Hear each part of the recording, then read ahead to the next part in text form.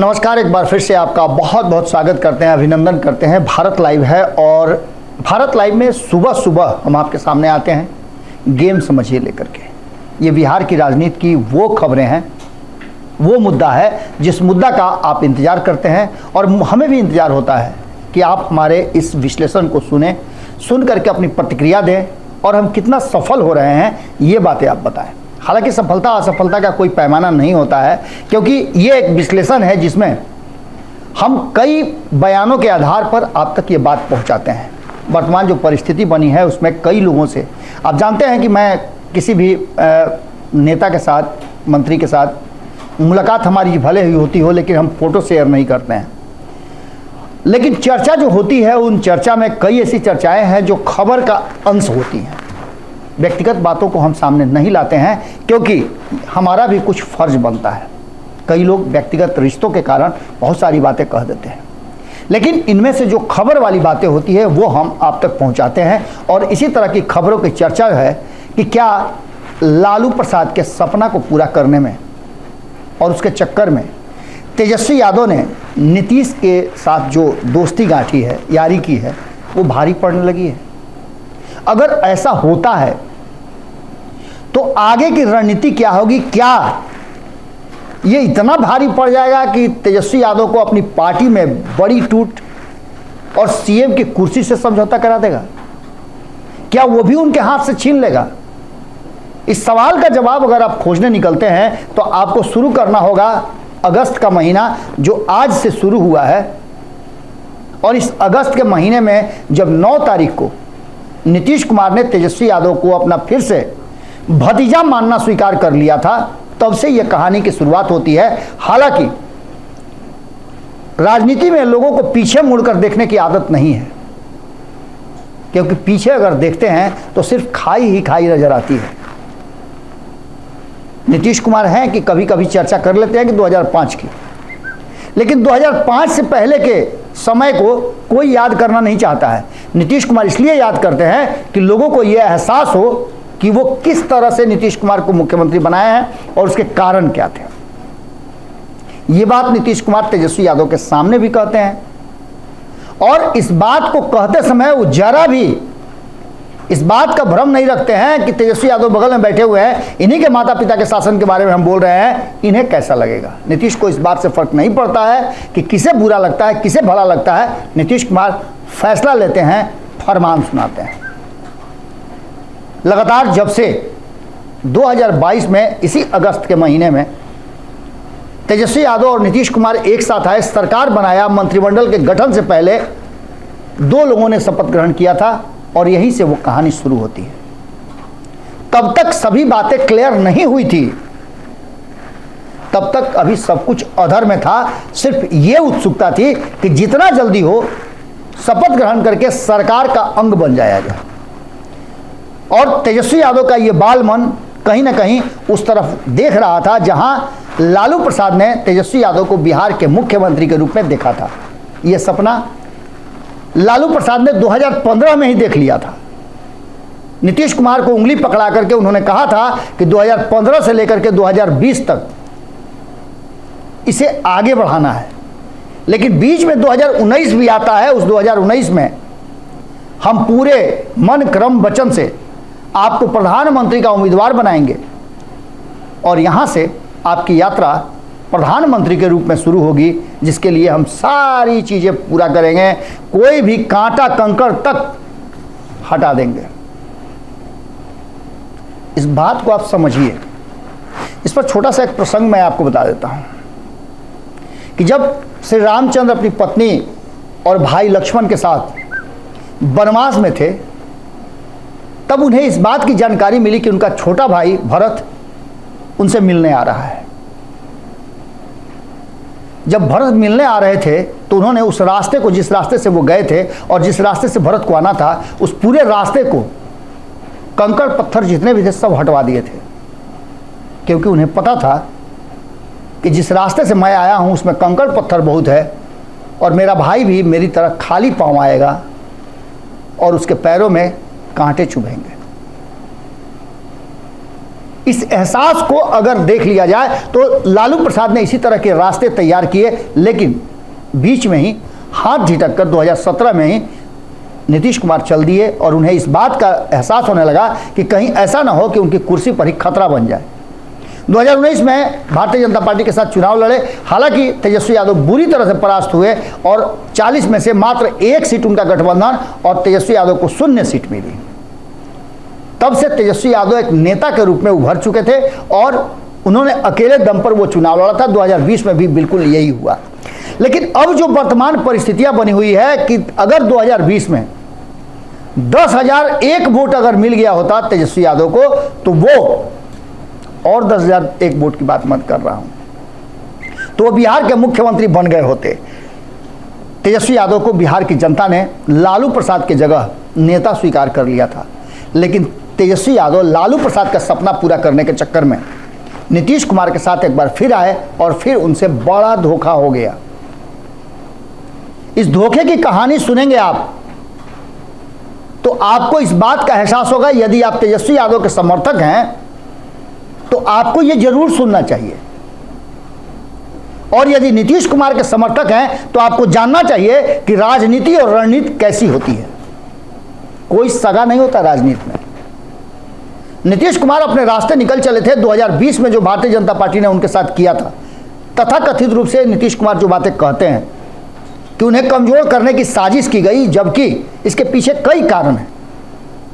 उन कारणों में मैं नहीं जाता हूं, लेकिन नीतीश कुमार को यह बात एहसास था कि भारतीय जनता पार्टी को औकात में लाना है, और 2 साल के अंदर ही उन्होंने ऐसा माया जाल बुना जिसमें तेजस्वी यादव को ऐसा लगने लगा कि नीतीश कुमार एक बार फिर से उनकी उंगली पकड़ करके मुख्यमंत्री की कुर्सी तक पहुंचा देंगे और लालू प्रसाद का सपना वो पूरा कर देंगे। लेकिन मैं कह रहा था कि यदि आप राष्ट्रीय जनता दल के समर्थक हैं तो तेजस्वी यादव के इस फैसले को लेकर के आपको अफसोस होना चाहिए, और यदि आप नीतीश कुमार के समर्थक हैं तो आपको खुश होना चाहिए कि आपको एक ऐसा नेता मिला है जो पिछले 18 सालों से आपको सत्ता के शीर्ष पर बैठाए हुए है। उसकी राजनीति और रणनीति इतनी ज्यादा मारक होती है कि कोई भी उसके साथ सत्ता में आने के लिए तैयार हो जाता है, चाहे उसके दुश्मन हो या फिर दोस्त। तेजस्वी यादव ने फैसला तो ले लिया। इस फैसले के खिलाफ कई लोग थे, मैं नाम नहीं लूंगा क्योंकि आप नाम कई बार सुन चुके हैं। वो नहीं चाहते थे कि तेजस्वी यादव जिन शर्तों पे नीतीश कुमार के साथ समझौता कर रहे हैं वो शर्तें मान लें। शर्त नीतीश कुमार की नहीं बल्कि तेजस्वी यादव की हो, क्योंकि जरूरत अभी नीतीश कुमार को है। हालांकि ये सोचने का तरीका दूसरा हो सकता है। ये जरूरत तेजस्वी यादव की भी थी। तेजस्वी यादव को ऐसा लगता था कि नीतीश कुमार की उंगली पकड़ करके जो बातें हो रही हैं उसके आधार पर नीतीश कुमार फिर से केंद्र की राजनीति में जाएंगे और उन्हें सत्ता सौंप देंगे। लेकिन यहाँ मामला बहुत उल्टा हो गया, और यही बात मैं बताना चाहता हूँ जदयू के लोगों से, नीतीश कुमार के समर्थकों से, कि राजनीति और रणनीतिक रूप से बहुत ही परिपक्व हैं। उन्होंने वो सब कुछ भांप लिया था, सब कुछ प्लान बना लिया था कि कैसे तेजस्वी यादव को उस कुर्सी तक नहीं पहुँचने देने के लिए काम करना है। जैसे ही सरकार शुरू हुई उससे सबसे पहले उस आदमी पर प्रहार किया गया जिस आदमी ने नीतीश कुमार के उस एग्रीमेंट को कैंसिल करके तेजस्वी यादव को कहा था कि आप एग्रीमेंट कीजिए, आपके शर्तों पे ये सरकार बनेगी। तेजस्वी यादव नहीं माने थे और सबसे पहला गाज सुधाकर सिंह पर गिरा जो जगतानंद सिंह के पुत्र हैं। जगतानंद सिंह की साफगोई, सच्चाई उनके आड़े आ गई और जगतानंद सिंह के पुत्र सुधाकर सिंह को मंत्रिमंडल से बाहर होना पड़ा। और यह पहला झटका था जब तेजस्वी यादव को कमजोर नेता के रूप में उनकी टीम, उनके समर्थक देखने लगे। चूंकि सरकार चलाना था, अभी संभावनाएं बरकरार थी कि मुख्यमंत्री की कुर्सी नीतीश कुमार उनको दे देंगे, क्योंकि नीतीश कुमार ने इस बीच में कह दिया था कि अरे मेरे बात तो इन्हीं लोगों को ना देखना है। नीतीश कुमार कोई भी बात सीधे तौर पे नहीं कहते हैं। जब किसी को जलील करना होता है ऑन कैमरा तो वो कहते हैं कि पटिया वाला कुछ दे देगा, अरे उससे जाके पूछिए ना कि उसको कौन बनाया। ये सब बातें नीतीश कुमार कहते रहते हैं। लेकिन तेजस्वी यादव के मामले में उन्होंने बहुत ही साइलेंट राजनीति की और पहला उन्होंने किला ध्वस्त किया, जगतानंद सिंह को और जगतानंद सिंह के पुत्र को किनारा कर दिया। इससे एक लाठी से दो शिकार हुए और वहीं तेजस्वी यादव थोड़ा सा एक डेग पीछे हटे। अभी इतना हो ही रहा था कि कार्तिक मास्टर वाला प्रसंग आ गया और कार्तिक मास्टर को भी ये, अब यहाँ देखिएगा थोड़ा सा एक बात यहाँ बता रहे हैं। कल जब हम इंटरव्यू ले रहे थे, राष्ट्रीय जनता दल के एक बड़े नेता हैं सैनिक प्रकोष्ठ के, उन्होंने, रजनीश कुमार ने ये बातें कही थी कि सवर्ण आयोग तो कब का बन गया होता यदि तेजस्वी यादव बिहार के मुख्यमंत्री होते, क्योंकि तेजस्वी यादव के सपने में, उनके आइडियोलॉजी में, उनके काम करने के तरीके में, उनके लिस्ट में ये सबसे ऊपर में था। 10 लाख लोगों को सरकारी नौकरी देने के बाद ये दूसरा ऐसा काम था जो इसी बीच में वो करना चाहते थे, क्योंकि उन्होंने कहा था कि A to Z की पार्टी है और नीतीश कुमार ने सबसे पहले उनके A to Z में से Z को बाहर किया। यानी कि सवर्ण जो कोटे के मंत्री बनाए गए थे, राजपूत और भूमिहार दोनों को साफ कर दिया। ब्राह्मण तो थे ही नहीं, लाला थे ही नहीं, बात खत्म। सारा आरोप किस पे आया? तेजस्वी यादव पे, और नीतीश कुमार यथास्थिति अपना काम करते रहे। अब इसके आगे की कहानी आप समझिए। अभी ये बात शांत नहीं हुई थी, इसके बाद भी सवाल खड़े होने लगे थे कि नीतीश कुमार के सामने तेजस्वी यादव ने सरेंडर कर दिया है, क्योंकि बहुत जल्दी नीतीश कुमार तेजस्वी यादव को मुख्यमंत्री बनाने वाले हैं। नीतीश कुमार और तेजस्वी यादव निकल गए, देश भर से विपक्ष को एकजुट करने लगे, गैर भाजपाई दलों को बुला करके एक संगठन बनाया गया जिसका अब नाम दिया गया है इंडिया। पटना में बैठक हुई, बेंगलोर में बैठक हुई, अगली बैठक महाराष्ट्र में होनी है। लेकिन इस बैठक तक भी नीतीश कुमार को एक बार भी ये सपना में भी नहीं आया होगा कि वो तेजस्वी यादव के हाथ में सत्ता सौंप करके खुद केंद्र की राजनीति में जाएंगे। अभी खेल बाकी था और पहला खेल शुरू हुआ। एक छोटी सी गलती हो गई कि कुछ अधिक बोल गए एक और मंत्री तेजस्वी यादव कोटे के, और चंद्रशेखर ने जैसे ही रामायण महाभारत का कहानी शुरू किया, उनका भी काम वहीं तमाम हो गया। मुख्यमंत्री ने भरे सदन में उनको डांटा डपटा और अब जो स्थिति है कि वो अपने विभाग तक नहीं जा रहे हैं। इसके बाद नंबर था आलोक मेहता का, जिसकी आपने देखी होगी कि पंचनामा में भी संपादक नमन मिश्रा जी ने इसकी चर्चा खूब की है। यदि आप नहीं देखे हैं तो जाकर के पंचनामा देख लीजिएगा, उसमें आपको पता चल जाएगा कि नीतीश कुमार के लौकुश समीकरण की तरफ जो देखता है उसका हश्र क्या होता है। कई नाम सामने आपको नजर आ रहे होंगे। आपको नाम नजर आ रहा होगा RCP सिंह का, जो लौकुश के बड़े नेता बनने की फिराक में थे और नीतीश कुमार के बाद अपना कुर्सी समझ रहे थे।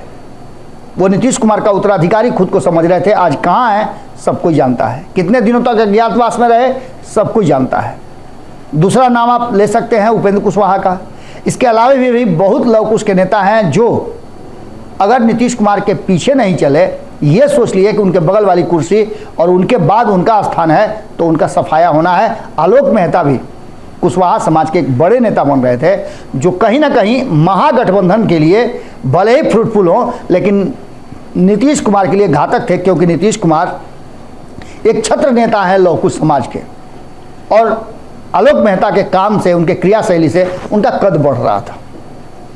उन पर भी गाज गिरी और अब तेजस्वी यादव के पास मौका है कि वो क्या करेंगे, क्या फैसला करेंगे। अभी भी बहुत कुछ नहीं बिगड़ा है। लालू प्रसाद पटना में हैं, उनके सपना को पूरा करना ज़्यादा महत्वपूर्ण है, पार्टी को बचाना ज़्यादा महत्वपूर्ण है, या फिर नीतीश कुमार जो कर रहे हैं उसे यूं ही देखते सुनते आंख कान बंद करके आगे बढ़ते रहना है। सरकार चलाना ज़्यादा महत्वपूर्ण है, या फिर अपने लगातार जलील हो रहे मंत्रियों को अपने पाले में रखना, अपने कब्जे में रखना, अपने साथ रखना।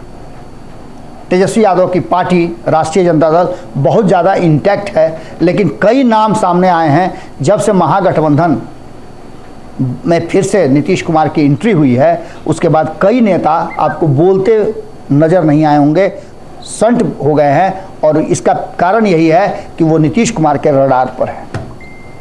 अब फैसला तेजस्वी यादव को लेना है कि वो लालू प्रसाद का सपना पूरा करने के चक्कर में क्या अपनी पार्टी और पद यानी कि CM की कुर्सी दोनों से हाथ धो बैठेंगे। गेम समझिए में हम आपसे यही विदा लेते हैं। बाकी की खबरें भारत लाइव पे लगातार जारी रहेंगी। बहुत बहुत धन्यवाद, नमस्कार। और बिहारियत से सरोकार रखेनी तो सब्सक्राइब बटन दबा के चैनल के सब्सक्राइब कर ली। ओजे एगो घंटी बा, ओकरा बटन दबा देला से कुल सटीक और मारक खबर रुआ मुफ्त में मिल जाई। अगर रुआ पत्रकारिता के हमनी के नया प्रयोग में सहयोग कर चाहतानी तो ज्वाइन बटन दबा दी। पेटीएम नंबर नोट कर ली 9386816700। धन्यवाद।